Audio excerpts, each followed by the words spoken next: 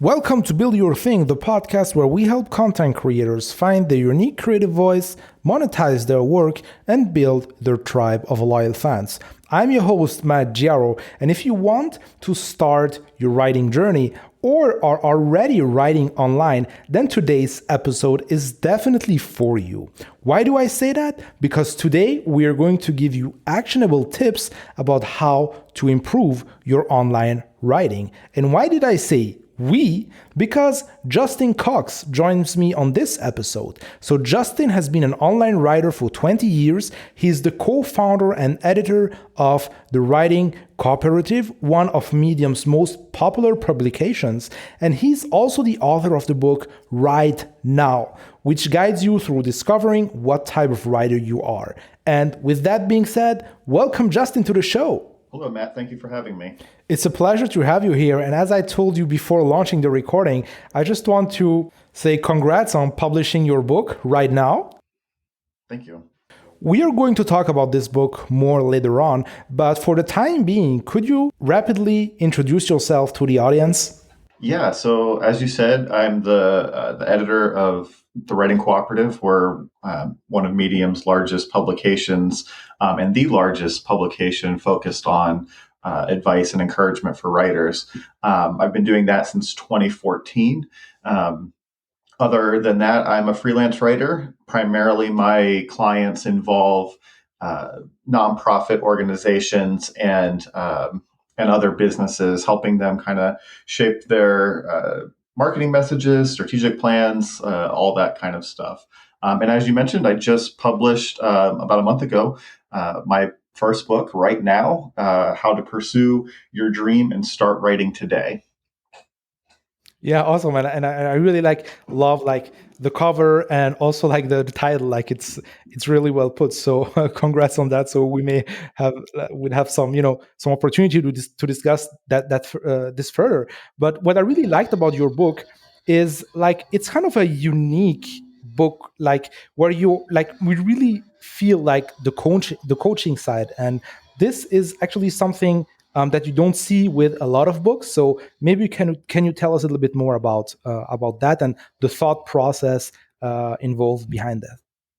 Yeah, so thank you for noticing that. I intended my book to be more of a coaching book than a typical kind of how to write or self-help or here's how you do this type of book. And the book itself sprang out of the Writing Cooperative's coaching program, which I wrote the curriculum for in late 2019.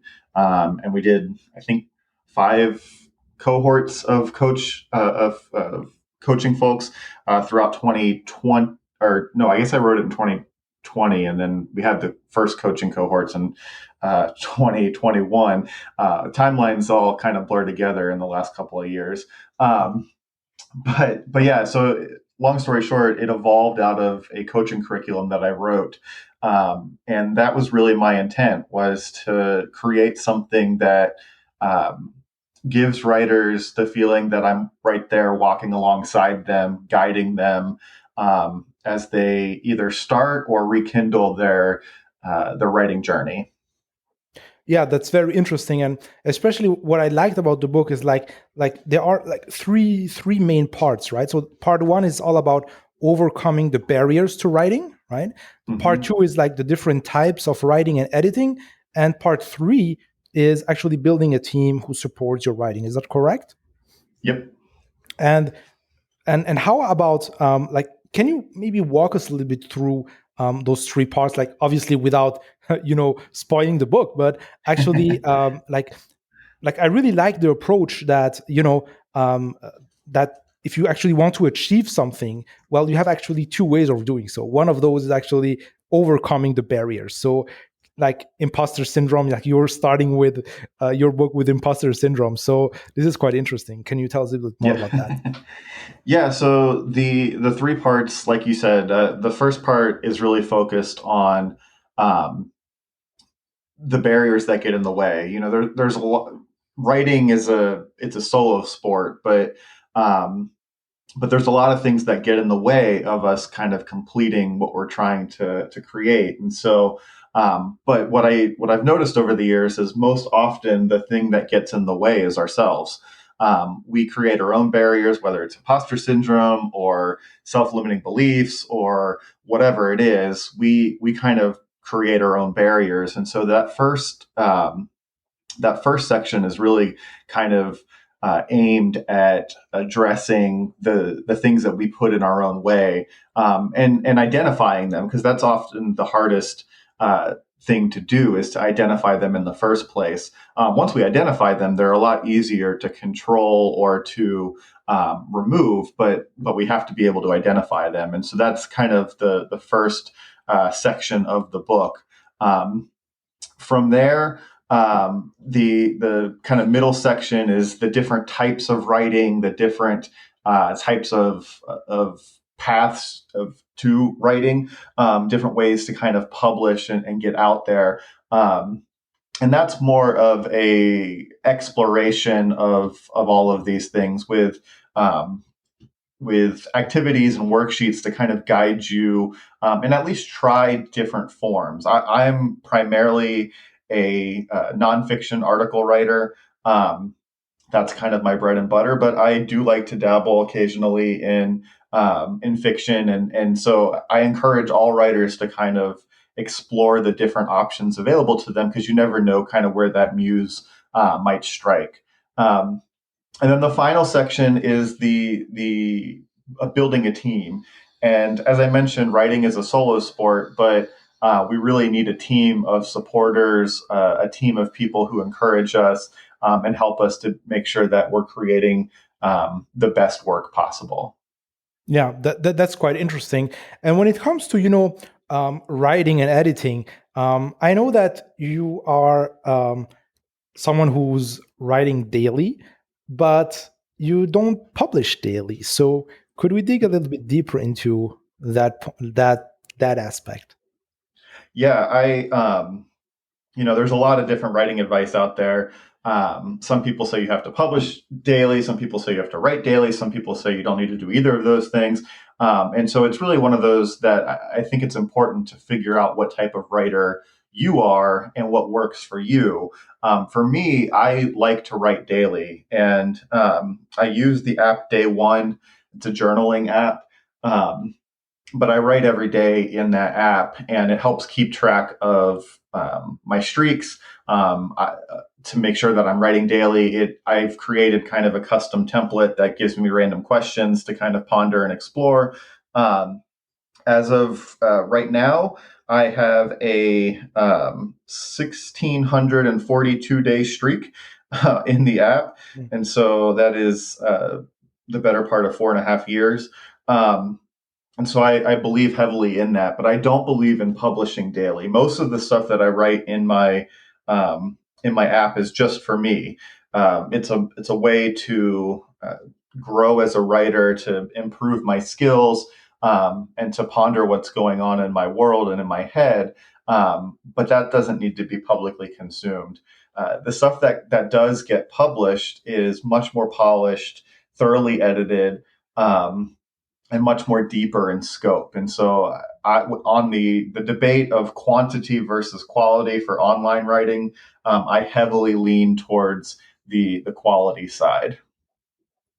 That's interesting. So, like what you're saying is that like you have this daily writing habit, which is more kind of on the journaling side of things, um, and like, do you also have, let's say, like on some days, let's say when you're just journaling, do you see actually yourself cranking out, let's say, an outline for an article that you may are going to publish, or how does this actually fit into your routine?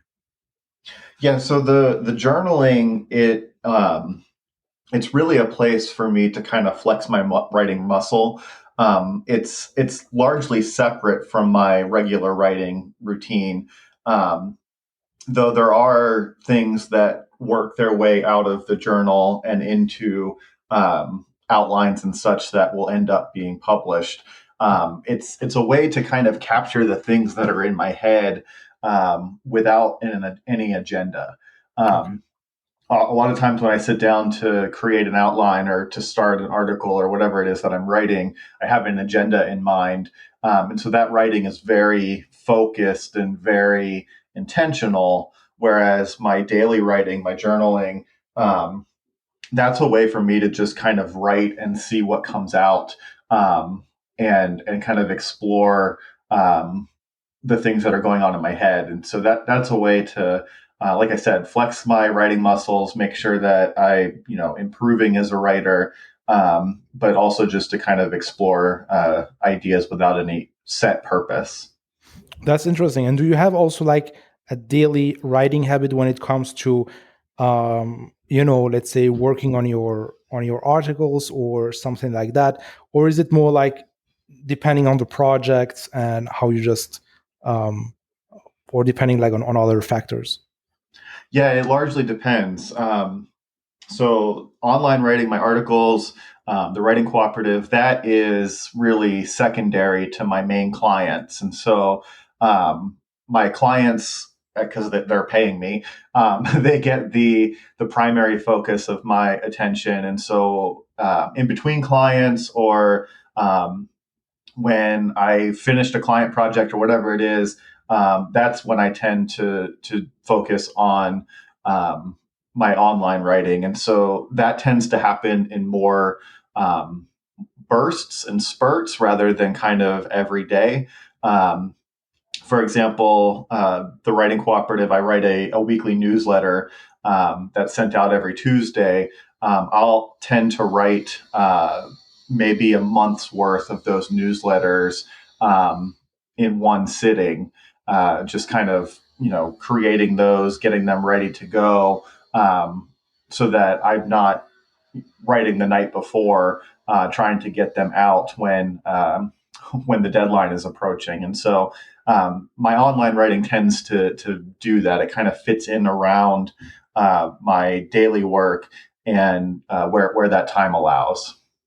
Okay, that's great. So you're like batching like your newsletter, and well, this is also like, batching is certainly also something that I like to do, because like it just frees up your mind, so you know that, well, you just have to do, you can do everything in one sitting, and then like you have like plenty of time just to plan and really think about the next issue that you're going to write. So this is definitely interesting.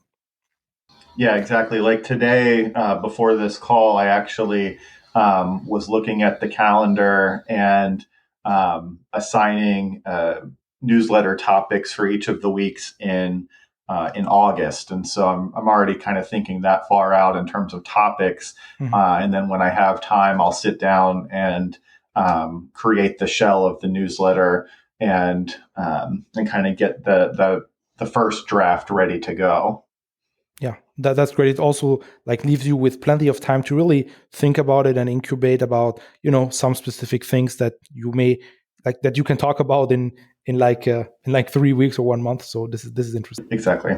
The other thing that I wanted to talk about here is, like you mentioned quality versus quantity, and that you're with the squad that actually promotes more the quality kind of things. So um, how do you actually find the right balance between, procrastination, overthinking, good editing, and how do you actually know that something is worth publishing?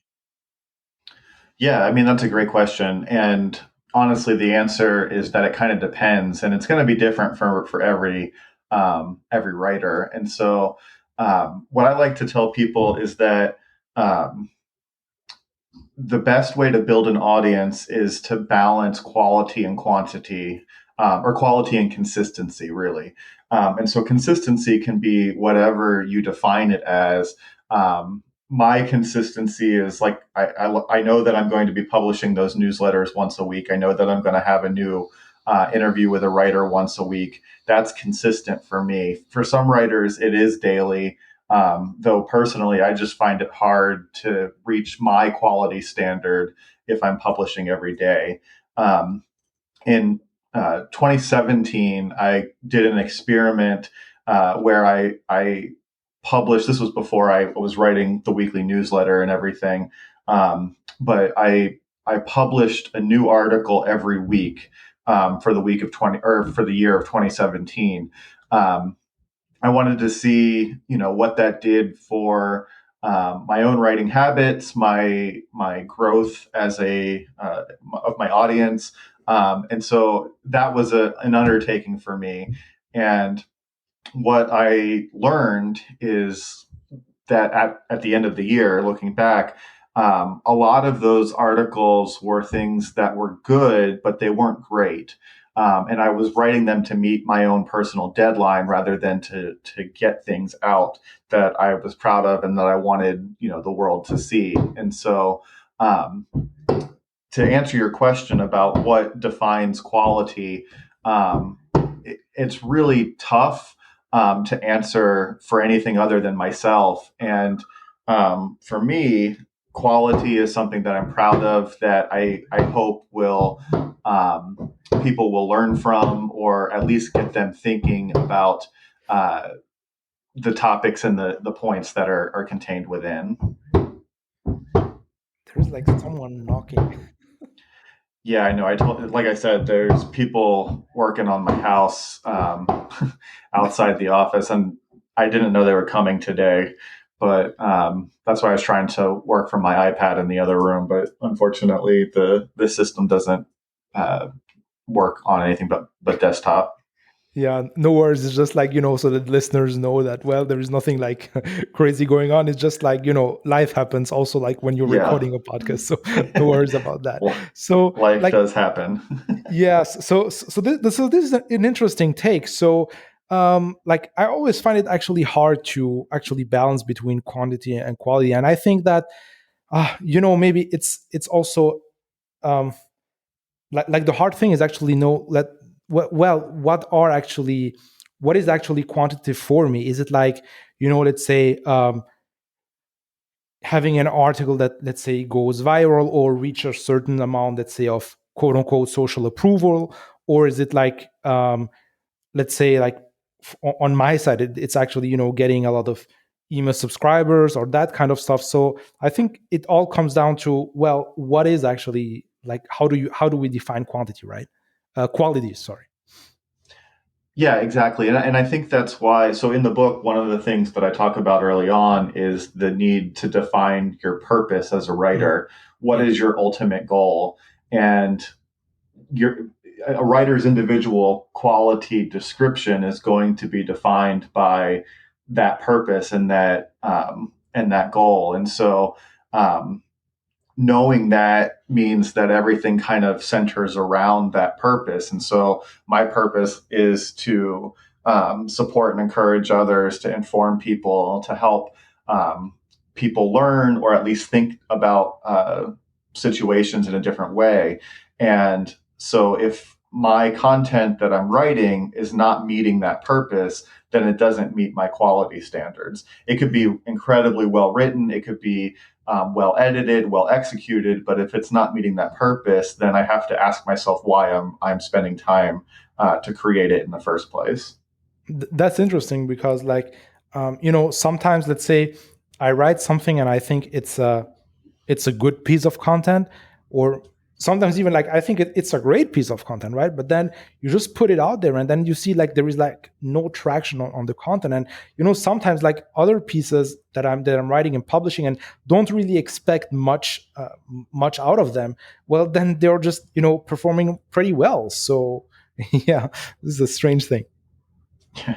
Yeah, oftentimes um, there's often no rhyme or reason when it comes to something driven by an algorithm. Mm. But all we can do is, strive to put the best stuff out there that we're proud of, that we've created, that meets our purpose and our goals. And then after that, it's up to the audience and it's up to the systems to do their thing. And so that's why I like to make sure that whatever I put out there, I'm proud of. Because after it's out there, it's no longer up to me how it handles, or how it's viewed, or how people respond to it. And so I just want to make sure that what I publish, I'm proud of. Yeah, that makes sense. So you're just focusing on what you can control, and then what's actually happened beyond that, well, it's just nothing that you can control, right? So Exactly. Yeah, that's interesting. So, Justin, as a co-founder of the largest medium publication for online writers and helping people actually, become better writers, I'm pretty sure that you're seeing actually, like every week, like a lot of things to do and obviously things not to do. So what are the most quote unquote common mistakes that people do? Yeah, great question. So, yeah, our publication, the Writing Cooperative, has we're almost to 240,000 followers on Medium. We receive uh, a few dozen submissions a week. I don't really know how to quantify it because without counting everyone individually in the queue, there's no way to really kind of see that Mhm. number. But it's a few dozen a week. And I tend to reject between 50 to 60% of those submissions. Um, Most of the rejections are for formatting issues. That's the most common issue that I see. And so, my advice to any online writer is to make sure that they understand the rules and requirements of the place that they're submitting to. Um, we have very detailed formatting requirements just because the time that it would take to correct everything that gets submitted Mhm. is just not feasible for me as I'm editing. And so that's the primary reason for rejection. Beyond that, the biggest reason that I see that causes something to be rejected is a lack of focus on the audience. Um, a lot of writers, particularly new writers, like to tell stories. They like to tell explain their personal experience, and I think that's great. I think that our experience can drive an opportunity to teach and to help others grow. And my book is a great example of that. It's riddled with personal experience and Mhm. personal stories. But what I see people neglecting to do is to then take those stories as a springboard to focus on what what the reader can learn from. Um, they too often just focus on themselves and create an article that's really focused and based on their experience without any contemplation for what the reader is going to take away. And so my advice to writers is to always write with the audience in mind. What is it that you want them to achieve from reading your content? What is it that you want them to walk away from? And put yourself in their shoes. If they've clicked on your article because the headline captured their attention, then what is going to keep them reading? Chances are they don't know who you are. They don't know your history, your background, your past. If you're talking about people that you interact with on a daily basis, they're not going to know who those people are. And so you have to really weave the story of your personal experience in a way that captures the reader's attention and focuses on them and how they're going to learn and grow as a result of reading the article. Yeah, that makes a lot of sense. So, like it's not just about your story, but how can you actually use this story just to illustrate the bigger idea that you actually want to pass on, right? So it's all about, Yeah, as you just mentioned, like you are like people sometimes think that they are writing for um like they really like they write because they enjoy writing, but truth is like there is someone on the other end who's going to read this, and well, we are all overwhelmed. We have all so many options where we could spend our time. So the thing is that if you don't take the time to actually think about, well, who am I actually writing for, then, well, then it's just like, as you said, maybe it's just like journaling, and it's not really writing for, to get, let's say, traction on Medium or wherever you want to publish, right? right. And granted, so my advice is really specifically focused on my publication. Hmm. There is online writing that is more blog focused, that is more personal focused, personal essays. are definitely much more personal focused than focusing on the reader. However, I think with anything that you're writing, whether it's a novel or um, an article or an essay, that there has to be some consideration given to the audience and how they're going to perceive what you're writing, especially if you're using a personal story. Um, how that reader is going to be to receive that story and not be bored or not be like, okay, well, I don't know who Matt is, or I don't know who Justin is, and I don't really care about their lives. What am I going to take away from this? And so there's a balance there. But my advice is definitely more focused on the writing that I edit and review constantly, which is more how to write, more advice given, advice focused. Yeah, that makes a lot of sense. And, I'm pretty sure that, with all the articles that you see coming along your way every week, that there are simply some articles that are popping up, right? They just stick out. And I would like to know your take about what actually makes a great piece of content. Yeah, another great question. And so, um, we receive a lot of stuff, and like I said, I tend to reject about 50 to 60% of everything that's submitted. Um, and then the stuff that gets through is always going to be of high quality is my goal. But then there's the stuff that's really sticks out to me. And so I tend to I bookmark those, and at the end of each month, I send out a newsletter that rounds up all of the my favorite picks from the month. And those are the ones that kind of land in that newsletter. And what those tend to be are things that the that stand out, that have a different take or a different experience, or um, they're unique in some way, or something that I haven't seen before. A great example is, I think it was last month's roundup. It's hard for me to remember because I've already written the one for June that comes out in a couple of days, but so it might be in this month. I don't remember, but there was an article. Excuse me. There was an article that somebody wrote about how to write for a dyslexic audience, and the author has dyslexia, and was talking about some of the ways that you can make it easier for a dyslexic audience to read what you've written.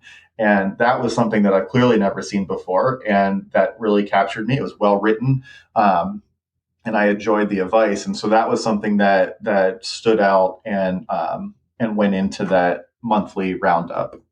That's interesting. And right now, my question for you is, when it comes to editing, how do you actually approach it? So I know that, your book right now has gone through various stages of editing. One of those stages is actually just putting the book into a drawer for 6 months and not looking at it. But what piece of advice would you give to someone who's writing online and just want to get his editing right? Yeah, so editing, it it depends on the content really. And so the book, I went through multiple editing rounds, multiple rewriting rounds on my own. I went through multiple rounds with other people reading it, and providing advice, and then leading to additional rewrites. Um, that was something that, I wanted that to be as polished um, and fully fleshed out as possible before I put it out there in the world. Um, my newsletters that I write every week, my level of editing is a little bit different. I'll write them. I'll personally edit them using Grammarly, and kind of reread them and make sure that they make sense. But I'm not going to go through multiple editing rounds and multiple eyes on them to make sure that every word is perfect, just because I would never get anything published at that point. So it's really kind of um, there's a spectrum as to the level of editing that I put into something, depending on what type of content it is and what the ultimate goal for it is. Yeah, it makes a lot of sense. So there's actually no way, like, it does make a lot of sense, let's say, to, reread, let's say, an article that you want to publish, let's say, on Medium, versus, let's say, a book that you're going to publish on Amazon, right? So Yeah, exactly. And when it comes to other writers, I that's one of the things that I can tell as a publication editor within about a sentence or two of somebody's submission. I can tell if somebody's actually edited it or if they just wrote it and then hit submit to the publication. You don't want to be that person. yeah. It's not a good look. Plus, it's a waste of my time and it's a waste of your time because it's going to go back to you and you're going to have to edit it anyway. And so, you know, everything, regardless of what that content is, should go through some type of editing process. To the extent of that editing process just really depends on your personal preference for and your desire for that piece. Obviously, the more editing, the better. But there has to be some level of editing and rereading that every writer goes through on every piece of content that they write. That makes sense. And how do you actually approach it? Like, let's say, like, do you have like your writing part on one side, or do you write something out then you're going to edit it straight away, or like, what does it actually look like for you? Yeah. So again, it depends on the content, and so that newsletter, the newsletters are a great example. I'll Yeah. typically write those, edit them. Excuse me. I'll write them and edit them within the same sitting. Um, there may be 300 words in those. So it's not, a detailed kind of piece of content. It's something that's more really just kind of an exploration on a topic. 300 words, I can write it and edit it and get it, you know, pretty polished in a short span. I'm on working on a piece right now that is about 2,000 words. It's an article, and I wrote the outline for it maybe a week ago. I wrote the first draft of the of everything over the weekend, and then I edited it and rewrote it all today. So um, that's just a little bit of a different process, but it's also a little bit of a different piece of content. It's longer, it's more detailed, and while I did an edit and a rewrite today, it's still not ready for publishing yet. It's edited, and I'm happy with the writing, but I still need to do graphics, and I still need to get the final formatting ready before I decide when that gets published. And so you know that leads more towards my quality focus, that I want to make sure that things are well polished and well thought through, and before they're published. And so uh, I'll spend a week or so, maybe even more, on a single topic, a single idea, if that's what it takes to get that article ready for publishing. Yeah, that's interesting. And like, something that I noticed on my side is like, it also heavily depends on the day, and like your, like, I don't know if it's your mood or your kind of, kind of sharpness, on which actually you wrote your first draft, right? So on some days you're just very sharp and you're just able to, put the right words right on in the first draft, and some days are just awful, but you're just going through the process, just, to keep the momentum going. So yeah. Yeah, exactly. I mean, we all approach every day is different, and like you said earlier, sometimes life happens, and but but that again is because I lean towards quality and I don't have like a, I need to get this out every day. Mhm. I can really make sure that I can give the time to edit the content that I've written to make sure that it is of quality, that I'm proud of, and that even if I had the not best day while I was writing the first draft, I can make up for it in the editing and the rewriting process. Yeah, exactly. So, well, this leads me actually right now to self-publishing your book. So, you have been self-publishing your book on KDP. So, could you tell us a little bit more about the experience and also maybe like your writing process and how did you actually approach it? Yeah, so Amazon KDP, Kindle Direct Publishing, was a new experience for me. I've published a lot of content on the Writing Cooperative with people making suggestions about how to use KDP and its benefits, but I had never personally used it. So the book in itself was kind of an experiment to test that system and play with it a little bit.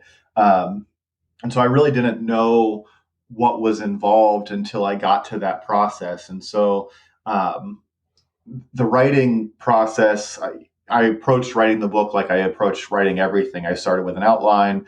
Um, I wrote it in Ulysses, is the app that I use, and got it ready to have a final draft form. And then I turned to Fiverr to. I hired a guy from I believe he was in the Philippines, who did the final KDP layout. He's the one responsible for the amazing cover art and the internal graphics. And so he took my final draft text and turned it into the format for both Kindle and paperback copies through KDP. And so once he was done, it was uploaded to Amazon, and the book was essentially ready for purchase within a matter of hours after I received the final files from him. And so I was pleasantly surprised at the ease of the KDP system. And I've gotten the printed copy, and they're printed in various places around the world, depending upon where you live. And I've seen now copies from Great Britain and then here in the States, and the quality is, I'm very impressed with it all the way around. That's interesting. So, when it comes to actually writing your book, like you just told that, well, you're just starting with an outline and like it's just mapping out the chapters, and then or how do you actually approach it? Like, and do you use like, I'm not the kind of guy who's like, too much focuses on the tools, but like I found a little bit of friction, let's say, when using two different tools when it comes to writing. But on the flip side, outlining, you have softwares or apps that work better than others. So what is your take on that? Yeah, so tools, and I talk a little bit about tools in the book, but not a lot because um, tools are one of those things that can lead to procrastination. If you're always looking for the right tool or the best Mm. tool, or you're not focusing on the writing. And so um, over the years, I've tried a million different writing tools and apps, and I always come back to Ulysses because it's my preferred set of features for a writing app. And so everything that I tend to write starts there. Um, and so it's a markdown editor. I write in markdown, and when I'm starting an article or the book, I'll start with a headline, and then I'll just kind of start doing bullet points from there. On a typical article, or the newsletter, for example, that original outline tends to not change very much. I kind of have an idea for where things are going to go. I'll actually write the section headings and then maybe even subsection headings, depending on how detailed I want the outline to be. And then I'll go back and when I'm ready to write, I'll start kind of filling in the sections from there. For the book, I did the same thing, kind of focusing on chapters. And then the subsections within the chapters. But there was a lot of reorganization that happened with the book. I moved entire chapters around. I took sections out of one chapter and moved them into another chapter, kind of as I was writing the book. And different ideas and pieces were kind of coming together. I rearranged things to make it a little bit more fluid. Those three sections that we talked about earlier on, that was something that didn't really come about until one of the final rounds of editing.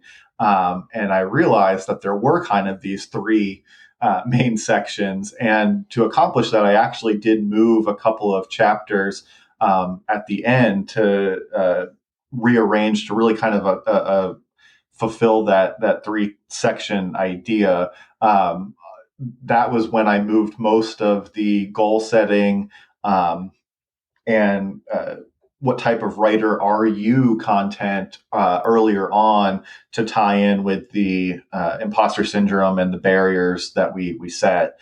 And so that was a great example of, being flexible almost right up until the very end.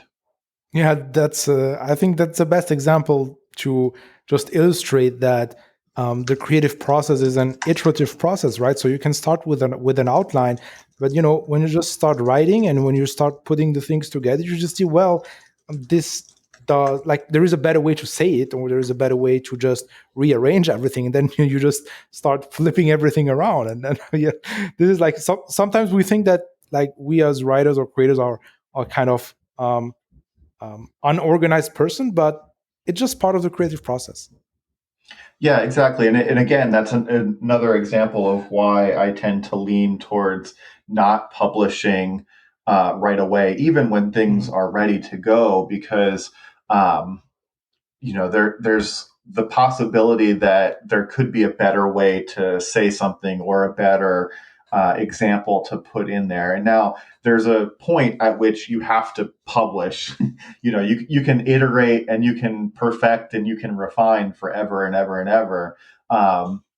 But you don't give yourself the option to do any of those if you essentially just publish right away. Yeah, but the hard thing is always to find the sweet spot, right? So Right. really, yeah. So giving yourself the time to, maybe polish things a little bit more, or maybe missing out of on the opportunity to, make things better. But on the flip side, I just found it with a lot of things that a lot of pieces of article or a lot of pieces of a lot of articles that I wrote. Well, I just left them in my app, and I told, well, I'm going to review and add them later on, and later on never happened. So, well, it's like, I don't know if you have something when it comes to, for myself, what I found is, just giving yourself a deadline. Let's say, okay, I wrote this article. Now I'm just going to give it 2 days. And if after 2 days, I just find, ways to improve it, then I'm going to improve it. If not, then I just have to ship it. Yeah, that's a great way to do it. And I think that, giving yourself that time, it gives you the time to relook and to re-edit something should you need to. And two, it does set a final, okay, we're not going to keep writing this thing 19 different times. And it'll never ever be ready. But it prevents that from happening. But again, that speaks to the importance of at least having some sort of editing and refinement process built into your writing process, which a lot of writers, particularly new writers, don't tend to think through. And so I think it's really important to give yourself that time, whether it is a day or 2 days or whatever it is. I recommend, if it's going to be an article of some sort, that there is at least a day between writing and publishing, so that you can come back and look at it, so that it's not as fresh in your mind when you're reading it through with an editor's kind of eye in mind. Perfect. Justin, do you have anything else that you want to add before we wrap up this call? No, I think this has been a really great conversation. And so I just, encourage people that are interested in writing, whether for the first time or, if they're rekindling their writing passion. My book is available on Amazon worldwide. And the Writing Cooperative is at writingcooperative.com and ready to provide advice and encouragement. And so I appreciate the conversation today, Matt. All right, Justin, thank you very much and wishing you all the best. Thank you. All right, so hope that you've enjoyed this conversation with Justin Cox. It was definitely very, very interesting, especially if you want to sharpen actually your online writing skills. And for everyone who's interested in picking up Justin's book, I'm going to leave obviously all the links in the show notes. And if you're a writer or plan to become a writer and actually turn and monetize your writing skills beyond the Medium Partner Program, then I would strongly encourage you to join my secret emails. So those are emails that I send out every day to actually help you grow and monetize a business as a content creator. So you can sign up for these emails completely for free. You're going to find, again, the link to those emails in the description. And I can't wait to see you inside your inbox. Thank you very much for tuning in today. I hope to see you in the next episode and also inside my daily emails. And with that being said, I see you guys in the next one.